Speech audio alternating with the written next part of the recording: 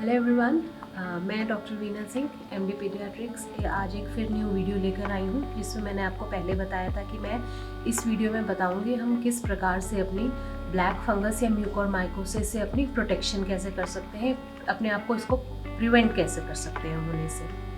तो सबसे पहले ये बात है कि हमें जो कोमॉर्बिड कंडीशंस है या जो हमारी प्री डिस्पोजिंग फैक्टर्स है जो इसके फंगस के लिए, हमें उनसे अपने आप को बचाव करना है। अगर आप हाई शुगर के पेशेंट हैं तो अपनी शुगर को कंट्रोल करेंगे।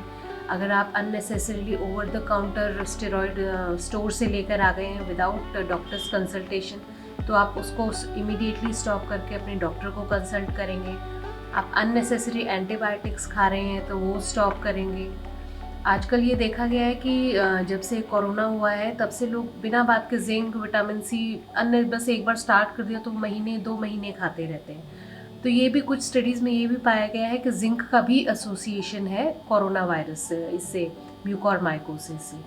तो आप अननेसेसरीली जिंक नहीं लेंगे। आयरन ओवरलोड जो है that is also reason for the mucormycosis. तो आप बिना बात के सप्लीमेंट्स नहीं लेते रहेंगे। मल्टीविटामिन हो या कोई भी ताकत की दवाई हो तो वो अननेसेसरी आप अवॉइड करेंगे।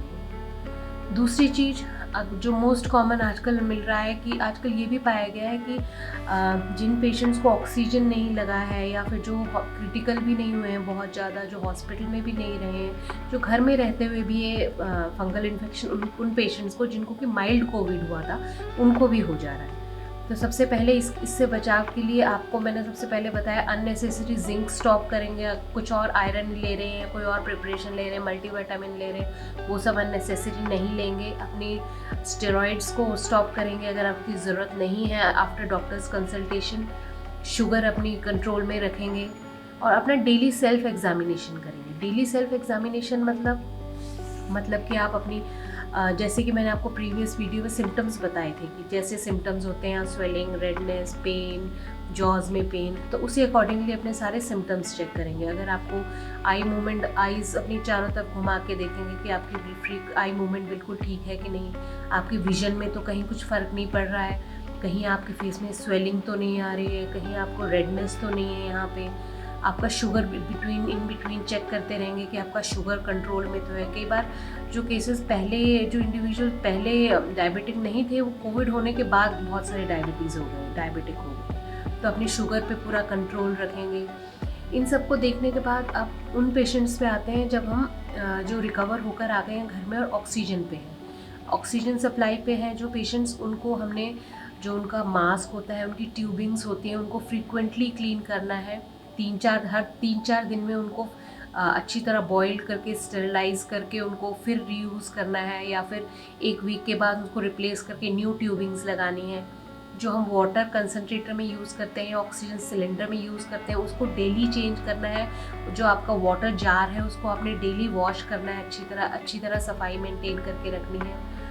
जो पेशेंट ऑक्सीजन पे नहीं है, जो मास्क लगा के रखते हैं, अगर वो N95 मास्क लगा रहे हैं तो 2 या 3 दिन से ज़्यादा उसको नहीं लगाएंगे। अगर उससे पहले वो ह्यूमिड हो जाता है, गीला हो जाता है, तो उसको आप इमीडिएटली चेंज करेंगे। जो क्लॉथ मास्क यूज़ करते हैं वो अपना क्लॉथ मास्क डेली धोएंगे, क्योंकि अंदर जहाँ ह्यूमिडिटी हुई वहाँ फंगस की ग्रोथ हो जाती है। तो अपनी ह्यूमिडिटी और उसको फंगल इन्फेक्शन से बचाने के लिए ये करना बहुत ज़रूरी है। उसके बाद कई बार मोस्ट कॉमन कंप्लेंट होती है कि नेज़ल ब्लॉक हो रहा है, पेशेंट्स को फील होता है कि नाक बंद है। तो अगर आपको ऐसा कुछ भी लगता है तो सबसे पहले आपने ये देखना है कि हर जो भी कोविड के इन्फेक्शन में नेज़ल ब्लॉकेज की प्रॉब्लम होती है, बट ये नहीं होना चाहिए कि हर कोई आके बोले कि मैम मुझे नेज़ल ब्लॉकेज हो रहा है तो मुझे कहीं म्यूकोरमाइकोसिस तो नहीं हो गया। तो ऐसा बिल्कुल भी नहीं सोचेंगे, नेगेटिव थॉट्स अपने मन से हटाएंगे। अगर आपको नेज़ल ब्लॉक लग रहा है तो नॉर्मल सलाइन नेज़ल ड्रॉप्स, मतलब नमक के पानी वाले सलाइन ड्रॉप्स अपने नोज़ में डालेंगे। 2-2 बूंदे दिन में 4 से 5 बार डाल सकते हैं, ताकि आपका जो है नोज़ क्लियर रहे, कोई भी इन्फेक्शन, कोई भी ऑर्गेनिज्म वहाँ पे ग्रो ना करे। और नॉर्मल सलाइन नेज़ल ड्रॉप्स के सिवा आप और कोई ड्रॉप्स नहीं डालेंगे। जैसे ऑट्रीविन होते हैं नेज़ल ड्रॉप्स जो मोस्ट कॉमन यूज़ करते हैं लोग ओवर द काउंटर, ये जिसमें ज़ाइलोमेटाज़ोलिन होता है, ये नहीं यूज़ करेंगे क्योंकि इसको यूज़ करने से वो और ब्लड सप्लाई रिड्यूस करते हैं, उससे और इन्फेक्शन होने के चांस है। फिर स्टेरॉइड्स, कई लोग स्टेरॉइड नेज़ल ड्रॉप्स यूज़ करते हैं, वो भी इस केस में बिल्कुल भी नहीं यूज़ करना है। अगर आप स्टेरॉइड इन्हेलर पे हैं तो थोड़े दिन के लिए अवॉइड कीजिए, ट्राई कीजिए कि आप उनको थोड़ी दिन के लिए रोक कर और फिर आप उसको, अगर बहुत ज़्यादा ज़रूरी नहीं है तो फिर उसको स्टार्ट कीजिए। उसके बाद है, अगर आपको कहीं अब पहली चीज़ तो आप अवॉइड करेंगे बाहर जाना कहीं भी एटलीस्ट 1 मंथ तक पोस्ट कोविड रिकवरी के बाद। बट अगर आपको जाना ही पड़ता है तो आपने हैंड्स में ग्लव्स पहनने, फुल स्लीव्स की शर्ट पहननी है, फुल ट्राउजर्स पहनने, शूज़ आपके पैर पूरे शूज़ से कवर्ड होने चाहिए, आपका मास्क डबल लेयर्ड मास्क पहना हुआ होना चाहिए। इनके बाद ही आप बाहर जाएंगे। अवॉइड करेंगे धूल मिट्टी वाली जगह में जाना, अवॉइड करेंगे गार्डनिंग करना जहाँ पे भी मिट्टी में, क्योंकि ये फंगस बहुत ज़्यादा प्रेजेंट होता है। जैसे कि मैंने बताया ये फंगस हर जगह प्रेजेंट है, जहाँ भी थोड़ी सी धूल मिट्टी हुई एनवायरनमेंट हुआ है फंगल उसमें प्रेजेंट होता है। पर जो इम्यूनो कॉम्पिटेंट होते हैं, जिसकी इम्यूनिटी स्ट्रांग होती है, उनको ये इफेक्ट नहीं करता। और जिनकी इम्यूनिटी वीक हो जाती है आफ्टर कोरोना वायरस या आफ्टर उसमें जो कि स्टेरॉइड ले रहे हैं, शुगर ले रहे हैं, जो एक्सेसिव जिंक ले लेते हैं, जो एक्सेसिव आयरन ले रहे हैं, उन सबको इम्यूनिटी और उन सब में इन्फेक्शन होने के ज़्यादा चांसेस रहते हैं। स्टीम बहुत ज़्यादा एक्सेसिव नहीं लेंगे। कुछ स्टडीज़ में ये भी पाया गया है कि एक्सेसिव स्टीम लेने से भी ये इन्फेक्शन हो रहा है। तो एक्सेसिव कुछ भी, किसी भी चीज़ का एक्सेस नहीं करेंगे। उसके बाद जैसे टू सम अप, आप किस प्रकार से अपना बचाव कर सकते हैं। सबसे पहले तो बाहर जाना अवॉइड करें। अगर बाहर जाना ही तो फुली कवर्ड होके जाएं। गार्डनिंग, अगर आपकी स्मॉल किचन गार्डन है, गमले हैं, उन सब में ना करें। अपना सेल्फ एग्जामिनेशन ज़रूर करें, जिसमें आई मूवमेंट देखेंगे, फेशियल स्वेलिंग तो नहीं हो रही है, कहीं आपके लैट्रिन में खून तो नहीं आ रहा है, कहीं आपको अगर आप कॉफ कर रहे हैं तो उसमें ब्लड तो नहीं आ रहा है, नोज़ ब्लो कर रहे हैं उसमें ब्लैकिश या रेडिश डिस्चार्ज तो नहीं आ रहा, आइज़ रेड तो नहीं हो रही है। अपना पूरा माउथ का एग्जामिनेशन करेंगे, कहीं कोई ब्लैक पैच तो नहीं है, कहीं जॉज में पेन तो नहीं है आपके। इस टाइप के सारे अपना सेल्फ एग्जामिनेशन कर लेंगे। नॉर्मल सलाइन नेज़ल ड्रॉप डालते रहेंगे। अगर आपको नेज़ल ब्लॉकेज लग रहा है वो उस चीज़ को हेल्प करेगा। स्टेरॉइड ड्रॉप्स नहीं यूज़ करेंगे, ऑट्रिविन ड्रॉप्स नहीं यूज़ करेंगे।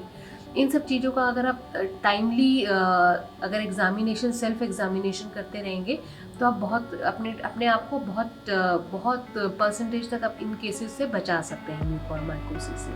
म्यूकोरमाइकोसिस अगर जब तक नोज़ में ही लिमिटेड है तब तक 90% चांसेस होते हैं उसके सर्वाइवल के। जब वो आइज़ में चला जाता है तो chances of survival reduces to 40 to 50%, और जब वो ब्रेन में चला गया तब तो ओनली 10% चांसेस आते हैं।